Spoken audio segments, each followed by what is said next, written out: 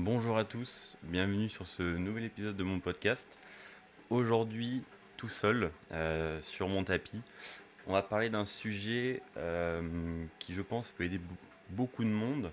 On va parler de perte de poids, mais notamment plus dans le côté pratique, c'est-à-dire comment ça fonctionne et surtout qu'est-ce que vous pouvez mettre en place si vous voulez perdre du poids, si vous y arrivez mais que vous voulez vous faciliter la vie, si vous avez du mal, etc. De par mon expérience, de ce que je sais, de ce que j'ai pu tester ou même avec d'autres personnes. Donc, je vais commencer par me présenter. Donc, je m'appelle Adrien, je suis coach en ligne. J'aide des gens à se transformer physiquement, à atteindre leur objectif physique. Donc, que ce soit de la perte de poids, de la prise de muscle. Je suis moi-même un compétiteur. J'ai fait cette année les compétitions de bodybuilding naturel. Euh, et maintenant, je passe. Mon objectif principal est justement de développer mon coaching pour aider un maximum de gens.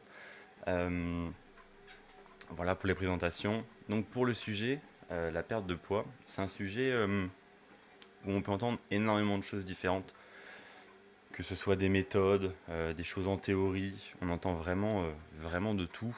Il y a beaucoup d'écoles.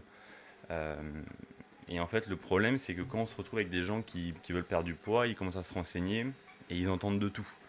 Ils savent pas forcément quoi faire, ils testent des choses, parfois ça marche moins bien.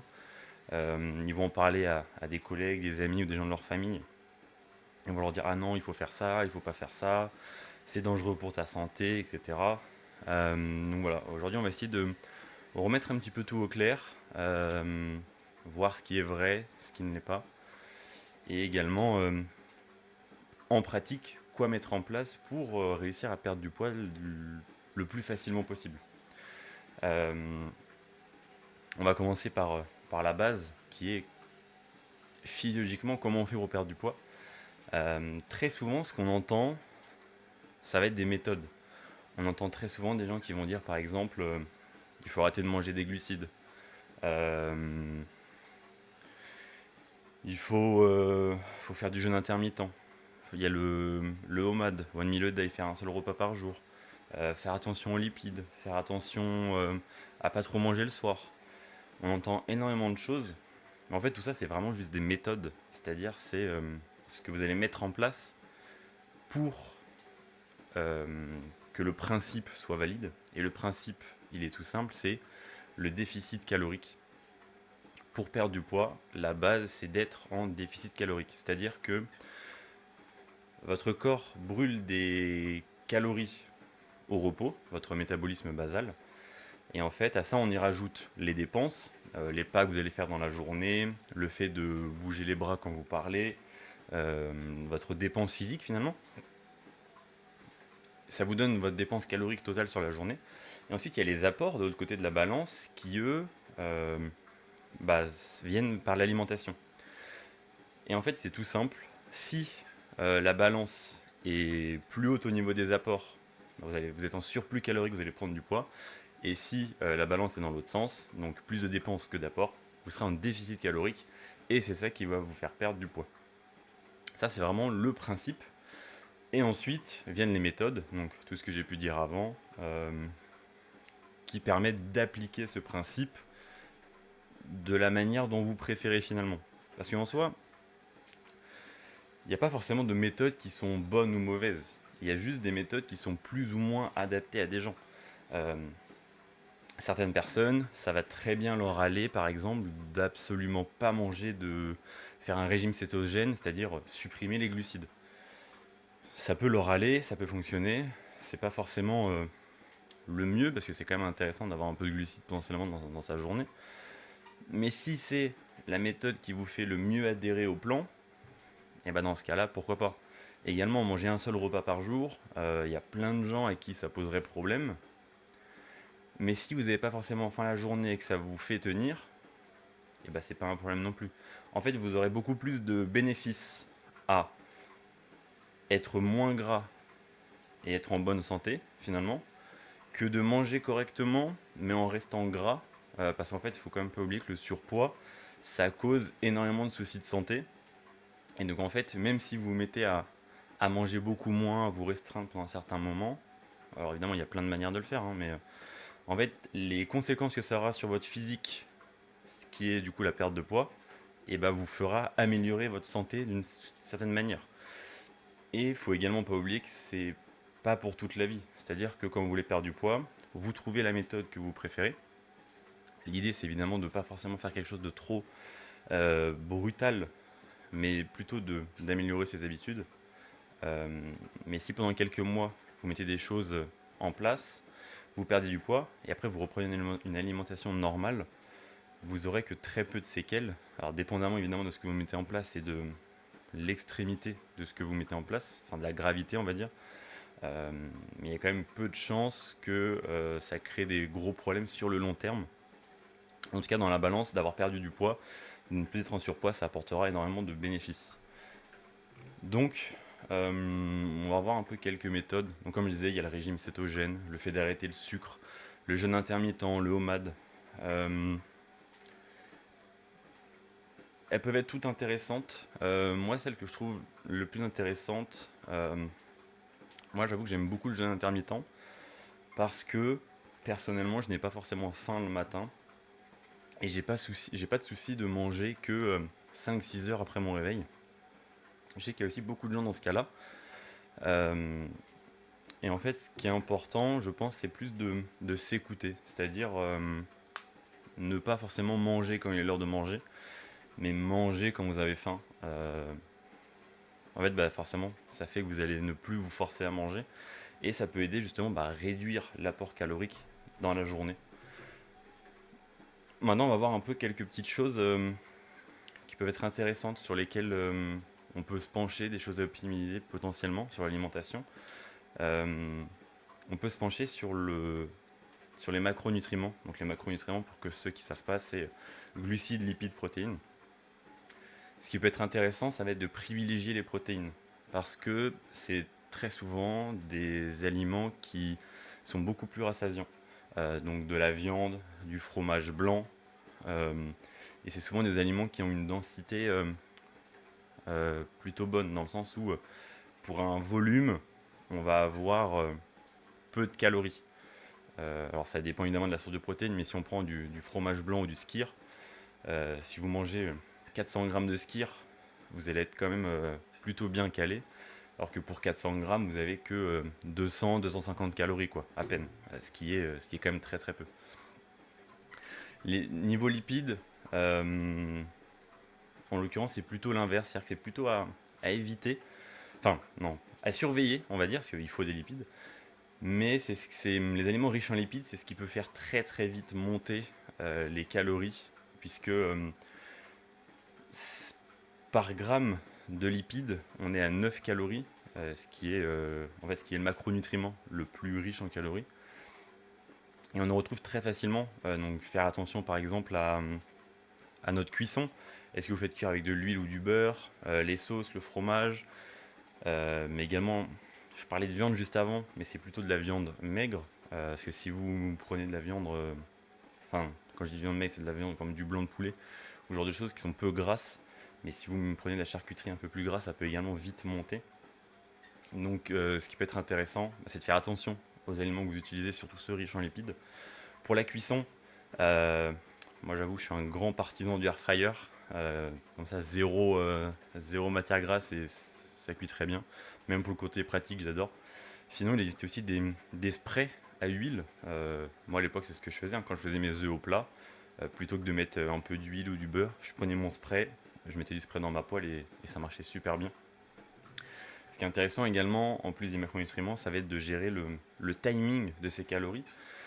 Parce que l'idée, ça peut être de se fixer un nombre de calories par jour. Maintenant, il faut savoir, ok, combien de calories je mets le soir, combien j'en mets le midi, combien j'en mets le matin. Ça, c'est vraiment comme vous voulez. Je sais que, alors, de l'expérience que j'ai pu voir que très souvent, les gens, le niveau de faim augmente au fur et à mesure de la journée, dans le sens où très souvent, les gens n'ont pas forcément faim le matin, et le soir peuvent avoir un peu plus faim. Euh, donc moi, c'est ce que je faisais de manière générale, c'est-à-dire que jeûne intermittent, un repas moyen le midi, une petite collation l'après-midi et un gros repas le soir. Mais il y a aussi des gens qui, le matin, ont extrêmement faim et le soir, pas vraiment. Dans ce cas-là, bah, go mettre plus de calories le matin et peu le soir. Finalement, ce qui compte, ça va juste être vos calories sur la journée. Et même, j'irai plus loin, vos calories sur la semaine. Parce qu'en fait, il faut vraiment voir ça comme un jeu, une balance. Si tous les jours, vous faites un déficit de 500 calories, ce qui est déjà plutôt pas mal, hein, le vendredi soir, donc du lundi au vendredi, vous serez à 2500 calories de déficit. Mais si samedi dimanche vous relâchez tout et que vous faites chaque jour, je sais pas, 800 calories de surplus, et ben vous serez à 2500 moins 1600, 900 calories, enfin uniquement 900 calories de déficit sur la semaine. Ça reste un déficit sur la semaine, mais c'est plus lent que si vous faisiez attention le week-end. Là, j'ai pris des chiffres comme ça, mais souvent, ce qu'on peut voir aussi, c'est des gens qui font attention la semaine, qui créent potentiellement peut-être encore un plus petit déficit la semaine, uniquement que 300 calories par jour. Le week-end, qui font un surplus qui est encore plus grand. En fait, ils se retrouvent à une maintenance vraiment en surplus parce que le week-end, ils partent en couille finalement.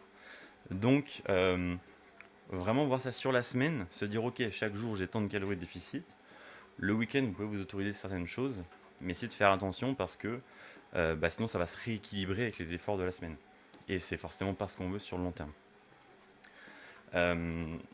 Donc niveau alimentation, c'est un petit peu ça la base finalement, c'est-à-dire être en déficit calorique sur la semaine. Et après pour optimiser en fait c'est pour optimiser la faim finalement, là ce que je disais juste avant, les timings, c'est comment faire en sorte d'être rassasié plus facilement pour moins de calories. Alors après c'est pareil, il existe plein d'aliments intéressants en source de glucides. On retrouve très facilement les pommes de terre qui ont un bon volume pour peu de calories. Niveau protéines, on va voir évidemment tout ce qui est viande blanche, donc le fameux poulet. On peut prendre du bœuf 5% également, le poisson blanc, les crevettes, très peu caloriques également. Même niveau légumes, si vous voulez optimiser, c'est pareil, les légumes en général, on se dit c'est peu calorique, mais même là, il y en a qui sont plus caloriques que d'autres. Par exemple, on a les carottes qui sont assez caloriques au 100 grammes. Il me semble que c'est 80 grammes à peu près. Enfin, 80 calories au 100 grammes. Alors qu'à côté, on peut avoir. Moi, je sais que je prenais des radis quand j'étais en prep. Parce que c'est quelque chose comme 25, je crois, calories au 100 grammes. Donc en fait, vous pouvez en manger. Enfin, vous mettez vraiment pas mal de radis. Ça vous fait même pas 100 calories. Et du coup, niveau satiété, forcément, vous allez être vite calé. Et après, en source de lipides, qui peuvent être plutôt rassasiantes, moi, j'avoue que j'aimais bien les amandes. Euh, je réfléchis à ce que j'avais. En lipides, j'avais des œufs également, mes œufs au plat. Mais ça, après, de manière générale, les lipides, c'est pas forcément ce qui prendra le plus de volume. Mais la digestion des lipides peut faire en sorte que. Enfin, rendre la digestion plus lente. Donc, ouais, moi, j'avoue que je prenais amandes, du chocolat noir également. Et mes œufs le soir. Mais mes œufs le soir, ils étaient accompagnés de beaucoup de volume avec autre chose. Donc voilà, finalement, niveau alimentation, il y a plein de méthodes qui existent. À vous de trouver celle qui vous correspond le mieux et de la tenir sur le long terme.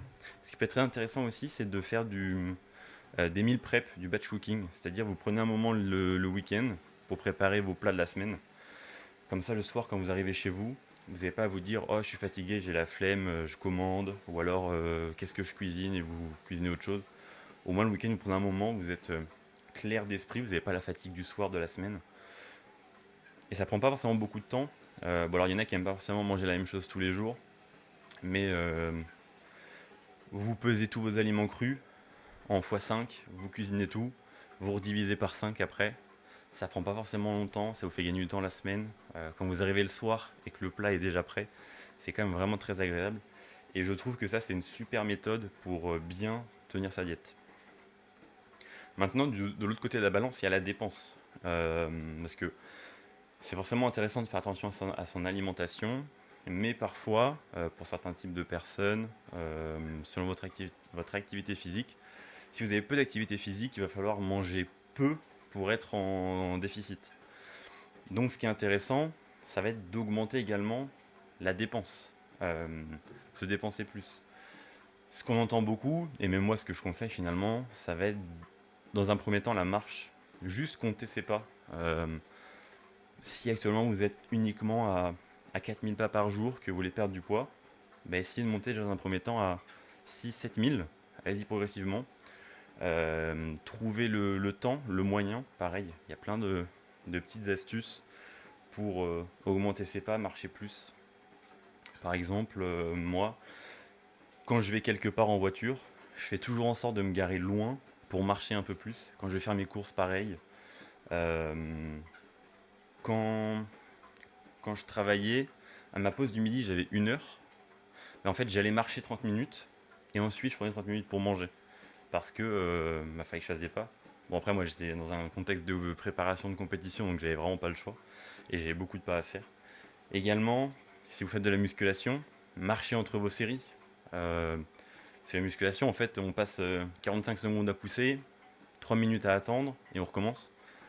Pendant ces minutes de repos, et moi je fais des allers-retours dans la salle, et en fait, à la fin de la séance, je pense sur une séance d'1 heure et demie, ça devait bien me faire gagner quelque chose comme 1000-1500 pas. Je veux dire, c'est pas énorme en 1 heure et demie, mais en fait, c'est toujours ça de prix. Également, faire un peu de tapis avant, après la séance, s'imposer d'aller marcher, que ce soit le matin au réveil, le soir après le travail. En réalité, je pense qu'on peut tous trouver rien que 30 minutes pour aller marcher dehors. Moi, là, il commence à plus trop faire beau, mais avoir un tapis à la maison. Moi, là, je suis en train d'en faire. Et vraiment, ça change la vie, hein, d'avoir ça chez soi. Moi, en plus, j'ai un bureau assis debout, donc je suis productif en même temps. Vous pouvez regarder la télé, vous pouvez faire plein de choses. Et c'est vraiment super, super intéressant. C'est d'ailleurs ce que j'ai mis en place avec mon coaché Romain, qui voulait perdre du poids. On a mis en place, évidemment, des pas à la salle de sport et l'alimentation. En fait, au bout d'un moment, on n'avait plus trop sur quoi tirer.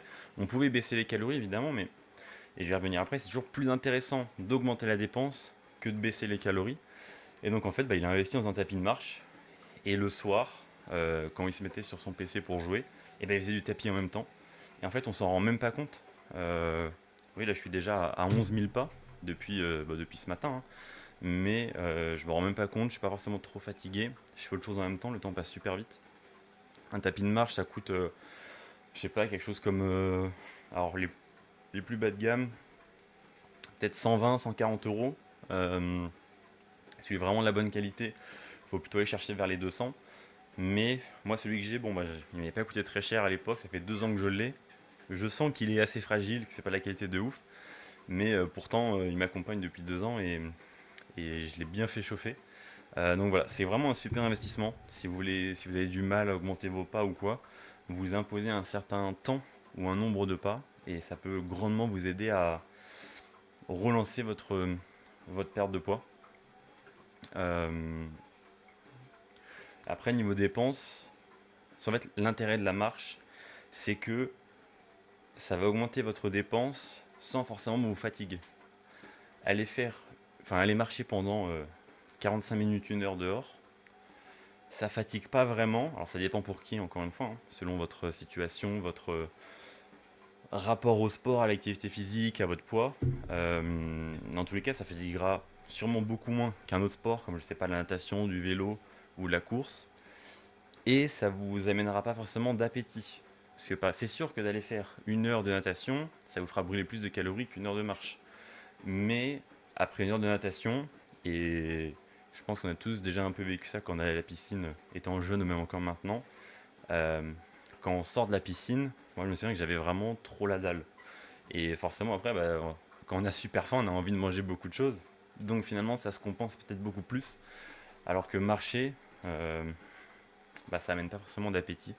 Donc c'est vraiment super intéressant pour augmenter sa dépense. Mais si vous aimez un autre sport, si vous aimez faire du vélo par exemple, allez faire du vélo. Encore une fois, il faut toujours remettre dans le contexte de l'adhérence. C'est-à-dire que si vous, ce que vous aimez, c'est la natation, et que aller marcher dehors, ça vous fait chier, allez faire de la natation. En fait, rien n'est obligatoire, encore une fois, hein. C'est comme pour les méthodes avec l'alimentation. C'est parce que moi j'aime le jeûne intermittent, que j'aime préparer mes repas à l'avance. Euh, que ça marche, qu'il faut l'imposer à tout le monde. Il y a plein de méthodes qui existent. Et en fait, tant que le principe est respecté, c'est-à-dire créer un déficit calorique, vous arriverez à perdre du poids. Et je dois aussi revenir sur quelque chose qui est, il y a beaucoup de gens, quand ils veulent commencer à perdre du poids, ils s'inscrivent à la salle de sport. Alors la salle de sport, c'est très bien pour perdre du poids, notamment pour du court terme, grâce aux machines de cardio, vélo, tapis, etc., comme je le disais. Mais ce que je veux dire, c'est qu'il y a aussi beaucoup de gens qui veulent perdre du poids et qui commencent la musculation. La musculation, c'est certainement un des sports qui brûle le moins de calories. Comme je disais tout à l'heure, quand on fait de la musculation, alors évidemment, la musculation c'est assez large, mais quand je dis musculation, c'est aller sur des machines et faire des séries de musculation. J'entends pas forcément aller faire du 8, des choses un peu plus dans l'endurance. Euh, la musculation, c'est vraiment pousser une charge pendant 45 secondes, prendre du repos et recommencer. C'est des exercices qui sont potentiellement un peu plus intenses, mais pas forcément très endurants. Et en termes de dépenses caloriques, c'est pas vraiment ce qu'il y a de mieux.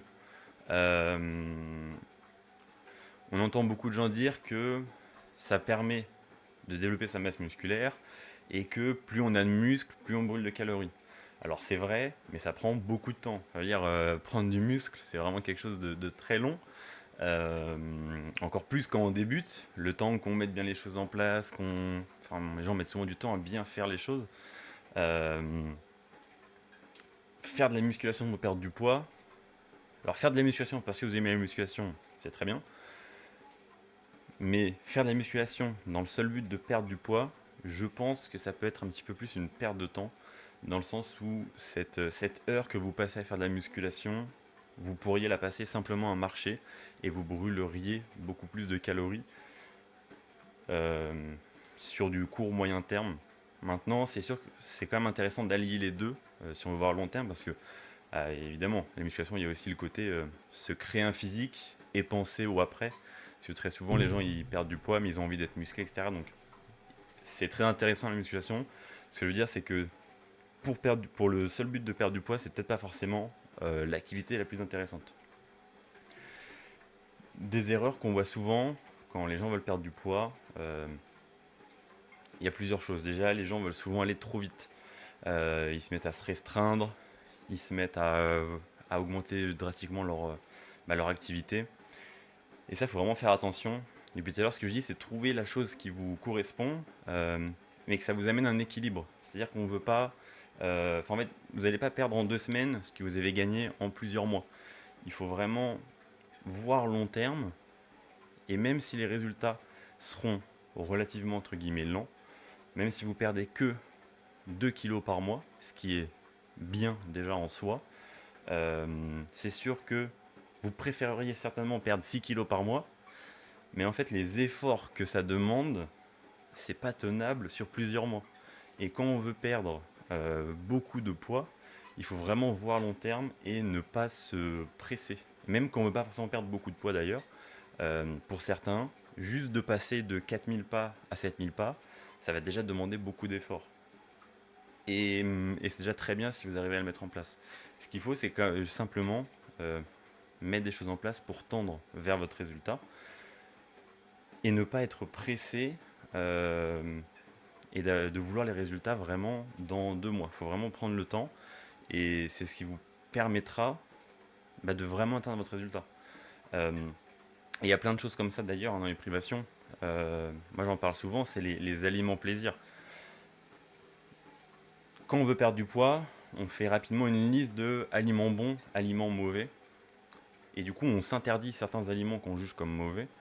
Le problème, c'est que les aliments mauvais, la plupart du temps, et surtout quand on veut perdre du poids, je veux dire, si on a pris du poids, c'est parce qu'on aime, on sait qu'on se dépense pas assez ou qu'on aime bien manger, qu'on a un appétit, etc. Supprimer les aliments plaisir totalement de son alimentation, pour moi, ça peut être une très grosse erreur. Euh, Moi, par exemple, de mon expérience à moi, là, pendant ma prépa de bodybuilding, donc j'ai quand même perdu 25 kilos. Tous les soirs, c'était compté dans mes calories, j'avais un sneakers glacé qui faisait 150 calories. Alors 150 calories quand on n'a que 1600 dans la journée, je peux vous assurer que ça fait quand même, c'est quand même plus ou moins 10% de mes calories de la journée. Mais, alors c'est sûr que c'est pas du tout rassasiant, que pour 150 calories, je pourrais avoir plus de pommes de terre ou ce genre de choses. Mais en fait, d'avoir ce plaisir à la fin de la journée, et bah ça me détendait, ça me faisait adhérer au plan. Et je sais que j'aurais pas pu tenir si j'avais pas ça. C'est également ce que j'ai fait avec Geoffrey, une autre personne que j'accompagnais pour perdre du poids. Lui, tous les jours, il avait des calories. Alors à la base, il m'avait parlé d'un Kinder Bueno. Je lui ai mis dans sa journée des calories pour son Kinder Bueno. Ensuite, il a compris, il se faisait d'autres plaisirs avec les mêmes calories. Et il a réussi à perdre du poids. Parce qu'en fait, il n'avait pas un plan où il fallait manger riz poulet tous les jours. Il y avait un aliment plaisir, les calories étaient comptées, et ça permet de se dire, ok, bon bah, là à midi, je fais attention, parce que ce soir, j'ai mon Kinder. Et pour moi, c'est vraiment quelque chose qui peut faire la différence, hein, sur du long terme, parce qu'il n'y a pas de privation, en fait. C'est du plaisir, mais contrôlé. Et je pense que c'est vraiment très. Ça peut vraiment être game changer sur du long terme. En fait, il n'y a pas d'aliment qui fait grossir, pas d'aliment qui fait maigrir. C'est vraiment qu'une histoire de calories, c'est vraiment ça qu'il faut comprendre. Et après, bah, il y a plein de méthodes pour y arriver. Vous n'êtes pas obligé, si vous êtes pas, là je parle d'aliments plaisir, mais vous n'êtes pas obligé non plus d'en manger un. Si vous savez que c'est le genre de choses où quand vous en voyez, vous pouvez craquer un peu, encore plus quand vous êtes en déficit, mettez-en un dans votre journée. C'est vous comptez les calories, mettez 100, 200 calories d'aliments plaisir, selon votre total actuel, et ça peut grandement vous aider à tenir votre plan. Un point également important, là j'y pense, c'est le sommeil. Quand on veut perdre du poids, en fait, être fatigué vous fera prendre de mauvaises, augmentera les chances de vous faire prendre de mauvaises décisions. Et c'est pour ça que le soir, on vient de passer la journée de travail, on est fatigué, on rentre du sport, on n'a pas envie de se cuisiner un truc et de manger sainement. On le sait très bien. Quand on est fatigué, on n'est pas apte à prendre des choix éclairés. Et c'est pour ça d'ailleurs que faire ses meal prep est très intéressant pour la semaine. Comme ça, le soir, on n'a même pas besoin de se poser la question qu'est-ce que je mange. On a juste à manger ce qu'on a préparé quand on était lucide. Euh, mais même au fur et à mesure de la journée, vraiment la fatigue et ennui, c'est vraiment des choses qui peuvent grandement jouer sur votre satiété, sur votre relation à l'alimentation dans l'instant T. Et selon moi, c'est vraiment des points très importants à prendre en compte, à surveiller et à faire attention. Voilà, de faire attention à sa fatigue et l'ennui, mais ça, on n'y peut pas forcément grand-chose. Mais quand on commence à s'ennuyer, enfin, ça dépend des gens, hein, mais quand on essaie de perdre du poids, le moindre moment d'ennui peut déclencher une sensation de faim. Et ça, c'est pareil, c'est vraiment un gros ennemi quand on veut perdre du poids, de s'ennuyer. Donc pour résumer un peu tout ce que je viens de dire, euh, si vous voulez perdre du poids de manière... alors il y en a qui préfèrent faire ça très rapidement, mais on va dire d'une manière générale, si là vous avez du mal à perdre du poids, vous avez essayé des choses, vous n'y arrivez pas. Moi ce que je vous conseille dans un premier temps, c'est essayer de traquer votre dépense et vos apports. Donc compter ses calories. Il y a plein d'applications qui existent, sans forcément dès le départ se fixer un objectif, mais déjà se rendre compte des calories que vous ingérez, la dépense que vous faites, donc traquer vos pas avec votre téléphone, votre montre, voir un petit peu le sport que vous faites. Ça peut vous aider dans un premier temps à vous rendre un petit peu compte. Maintenant que vous traquez tout ça, bah, vous pouvez diminuer, augmenter à votre sauce, diminuer les apports, augmenter la dépense. Si vous n'avez pas forcément envie de tout traquer, des choses toutes simples, faire attention aux lipides dans l'alimentation, privilégier potentiellement les protéines, jouer sur les timings des repas.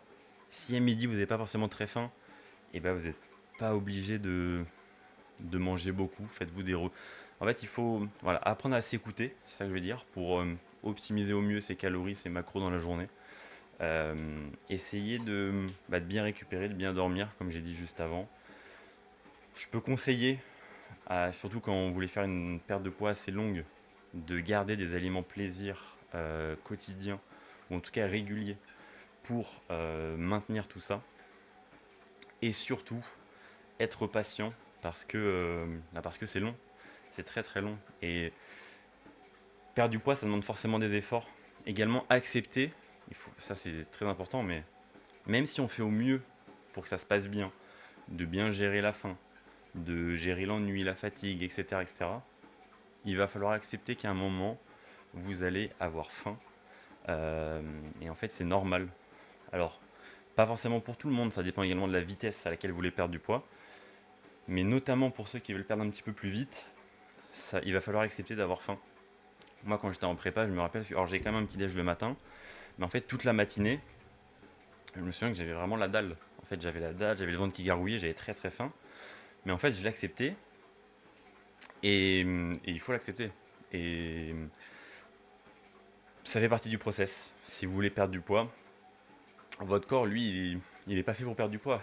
Lui, il veut survivre. Il s'en fiche de l'image dans le miroir. Lui, ce qu'il veut, c'est stocker un minimum. Surtout que maintenant, on n'a plus besoin d'être. Il n'y a plus ce besoin vital d'être svelte pour courir s'il y a danger, etc. Donc en fait, lui, ce qu'il veut, c'est stocker et être bien. Donc si vous commencez à lui faire perdre du poids, et bah, il va se dire attends, c'est pas trop normal. Moi, j'étais bien, j'étais confortable. Avant, on avait de l'énergie.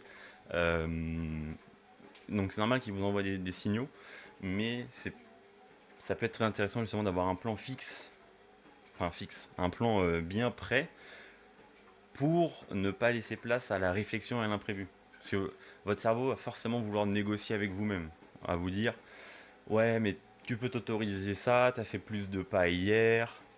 Ça va forcément vous arriver. Il va y avoir des négociations qui vont se faire avec vous-même. Et je vous préviens tout de suite, vous allez toujours perdre. Euh, Soit vous ne négociez pas, vous faites ce que vous devez faire et ça va très bien se passer. Soit vous commencez à négocier, à modifier des choses. Et ça, pareil, je reviens sur la fatigue. D'être fatigué, ça accentue encore plus ça. Si vous commencez à négocier, à vous dire ouais, je ferai un peu plus de ça demain, je ferai ça, non, non, non, ça peut très rapidement. Alors il y en a qui arrivent bien à le gérer quand on a de l'expérience, etc. Mais quand on n'a pas forcément trop d'expérience, ça peut très facilement dévier sur des choses qui sont contre-productives finalement. Donc voilà, je pense que bon, c'est un sujet dont on peut parler vraiment très longtemps, il y a énormément de choses à dire. Là, j'ai voulu rester assez général et donner des conseils vraiment pratiques pour les gens qui ont envie de perdre du poids, qui sont bloqués, etc. Euh, voilà, peut-être que je ferai des vidéos un peu plus sur des sujets précis plus tard. Voilà. J'espère que tous mes conseils pourront aider ceux qui n'arrivent pas à perdre du poids, ceux qui sont en train d'en perdre, mais qui pourront potentiellement améliorer rendre leur perte de poids plus facile. Donc voilà. N'oubliez pas il y a aucune méthode magique qui existe. C'est pas des bouleurs de graisse ou je ne sais pas quoi qui va vous faire perdre du poids en 6 semaines. Ces fameux programmes qu'on peut entendre. Mettez-vous en déficit calorique, faites attention à ce que vous mangez, augmentez votre dépense et surtout soyez patient. C'est tout pour cet épisode. Merci de l'avoir écouté. Je vous dis à la prochaine. Salut.